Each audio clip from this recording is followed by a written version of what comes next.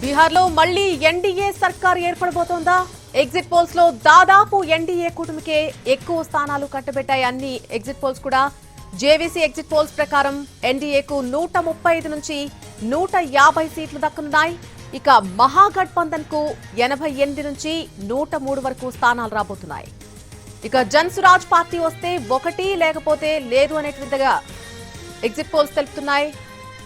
మనం చూడొచ్చు ఈరోజు 20 జిల్లాల్లో 122 స్థానాలకు గాను తుది దశ ఎలక్షన్ పూర్తి చేసుకుంది బీహార్ రాష్ట్రం. దానికి సంబంధించిన ఎగ్జిట్ పోల్స్ మనం చూస్తున్నాం. బీహార్ లో మళ్లీ ఎన్డీఏ సర్కార్ ఏర్పడే దిశగా ఉందా ఇదంతా కూడా అనేది అనిపిస్తోంది. ఎగ్జిట్ పోల్స్ చూస్తుంటే దాదాపు ఎన్డీఏ కూటమికే ఎక్కువ స్థానాలు కట్టబెట్టాయి ఎగ్జిట్ పోల్స్ అన్ని కూడా.